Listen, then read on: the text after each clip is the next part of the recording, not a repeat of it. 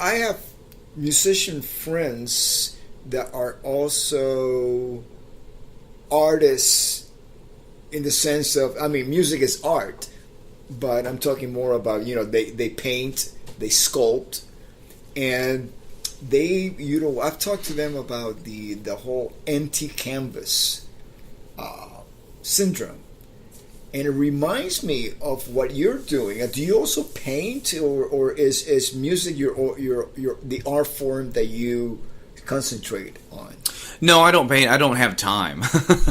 I would if I had the time. I used to be, I was into art when I was younger. I'll draw pictures with my kids. Yeah. So to you, the canvas is that original composition that you're about to create. Yes. I totally see that. I also see it like a movie. When you hear people say that they look at songs or albums like a movie. Interesting. So, albums like a movie. Okay. Yeah, you'll hear both references. And there's an arc to your record. You have a beginning, a middle, and an end. And actually, on these two albums, speaking of which, the heavy album, Between the Space, it goes, the peak goes up like normal, but the acoustic album, Better or Worse, it goes the other way. So it's kind of like if you drew both of them and put them underneath each other, it would make a diamond shape. So you're talking about negative harmony versus harmony?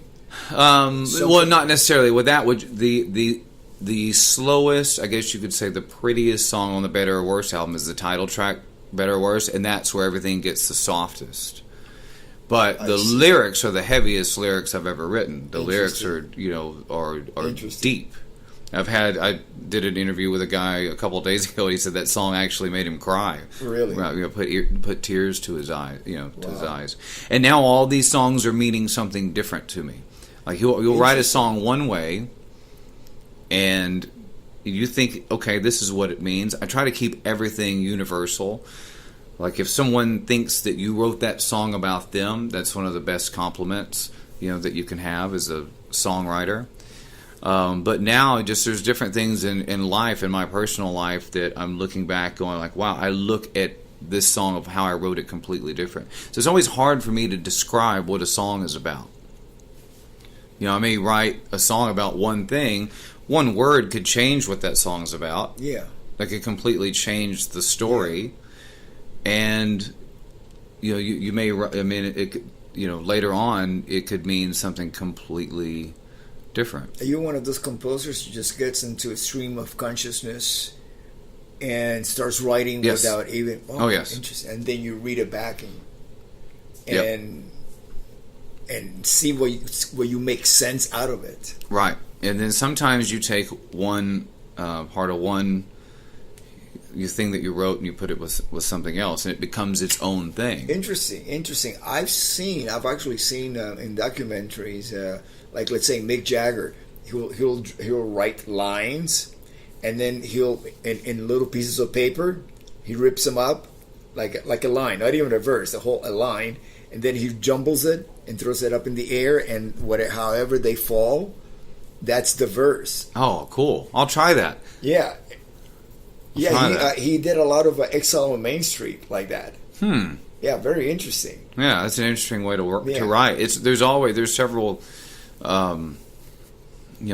Several techniques like that you can use. Yeah, I know a composer that I actually got to work with Ozzy later on, not during the Diary or Blizzard, but later on, when he was doing writing with outside writers from outside of the band, and he says that Ozzy will walk into his library in his house, and if he was missing a line, it would just go to grab a book, open up a page, put his finger on it, and that's the line right there. Oh, cool. I'll have to try that too. I'm going to remember these two things. Different techniques, I have to start writing my next album now with these ideas you're giving me.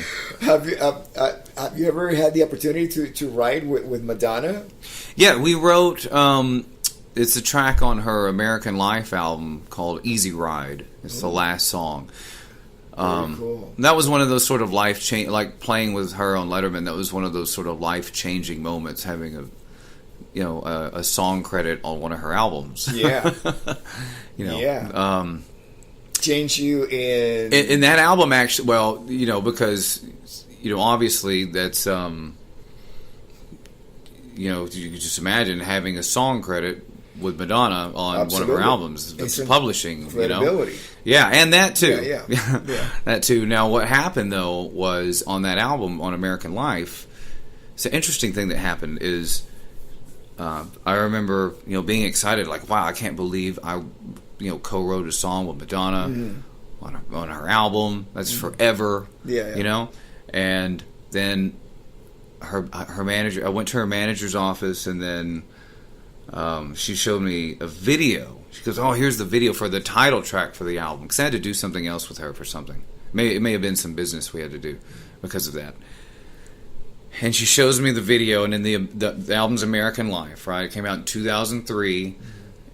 The video is sort of like a fashion show, but the artistic side of it was how the media sort of glorifies the war, and there's soldiers coming without an arm and that sort of thing, but how that's all you see on TV, and it's almost like, I don't know if glorified is the word you would use, but you know what I mean, like where you just keep seeing it.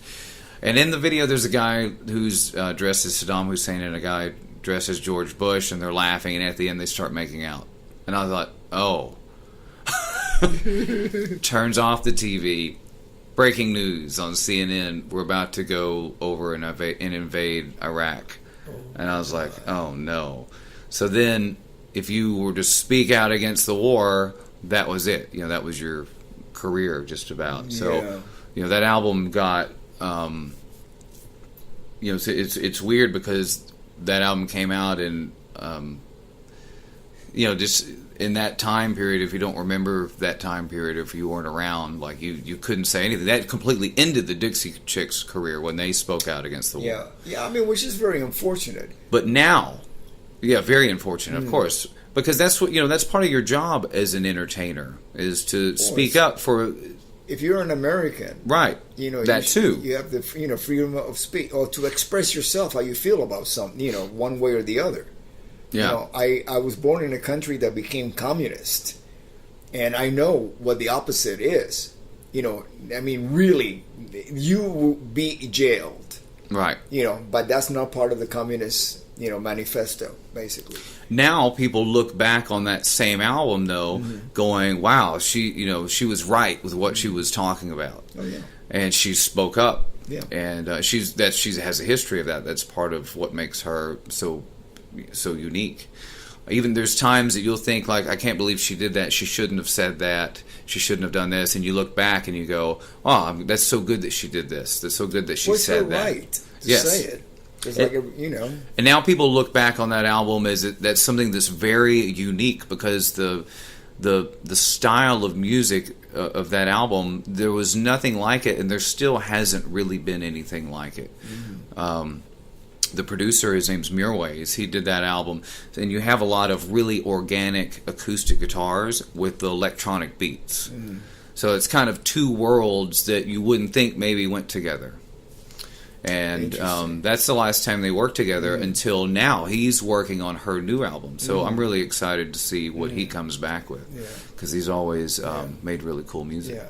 I want to get a sense of what it was like you on stage with such a large production, because when Ozzy started doing the Diary of a Madman tour, I remember walking in and we had the castle already, and Randy had to like warm up to the idea of having this massive structure with the amplifiers behind the walls of the castle, and which created a production nightmare as far as being able to really see each other, because Tommy Aldridge was so way up high in a drum riser, and we had our keyboard player Don Airy in a balcony, above me, and it was massive, and then they added the dwarf, the little person running around throwing meat at the audience and stuff like that. So it had some aspect of circus, to it.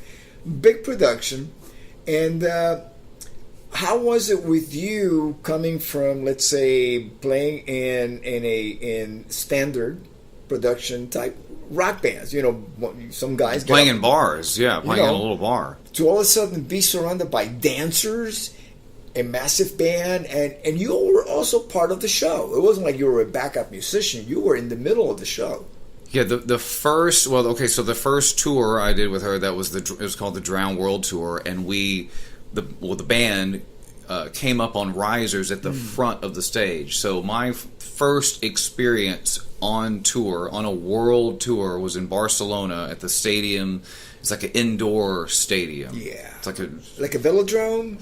It's where they had the Olympics one year. I don't remember the name of it, but it's massive. I remember walking up, before the first show, like after sound check, to the very top in the seats and looking down, and I got vertigo. It was this place is so massive. Yeah. So my first experience is I'm coming up from the riser, coming up to the stage, and all of a sudden you're underneath the stage. The next thing you're on top, you're on the stage, and there's all these people just going insane.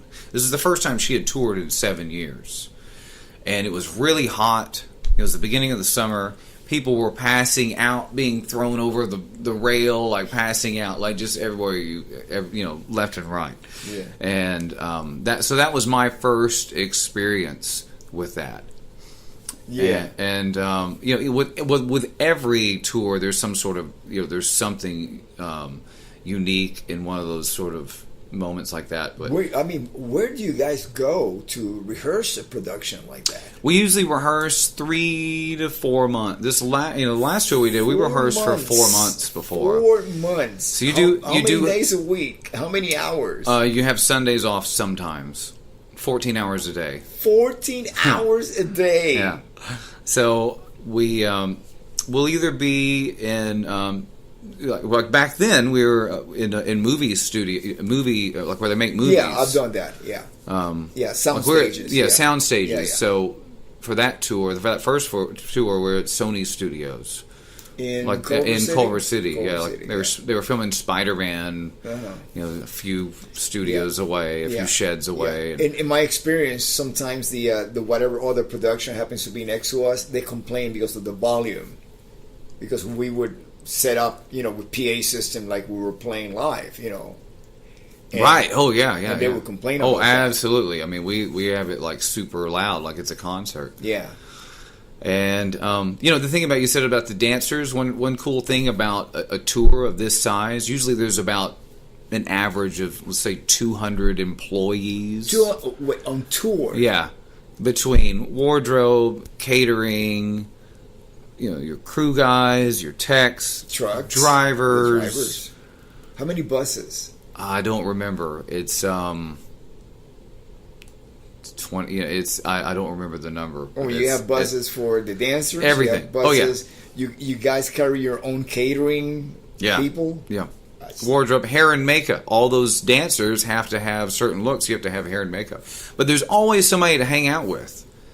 There's always something going on. Yeah, I would think with some other bands, if when it's just a band, you have those people. You have those people you hang out with, and you probably get tired of hanging out with each other, but sometimes you do. I'm sure, but you go do other things. So that's fun. And we always go to a different place. There's always places that you go that I would never imagine going to. And as far as the playing, there's always a new instrument. Like one tour I had to play ukulele, one tour I had to I played bass, one tour I played banjo, one tour we had these 3 Romanian gypsy musicians that came with us, and 2 of them played those 7-string guitars that are in a different tuning. So you learn something from all these people that you're around. So what she does is does she take popular songs, songs that have been hits, and rearranges them to a different style, bringing in these musicians? For example, they would play like a Virgin Romanian acoustic style. That could happen. That's one of the ideas. And there was another tour we did in 2012 they're called the Calacan Trio. They're from Basque, which is part of I think Spain, southern yeah, France. yeah. Oh yeah, okay. Well, it's either France or No, they're French, but Basque, okay, yeah. yeah.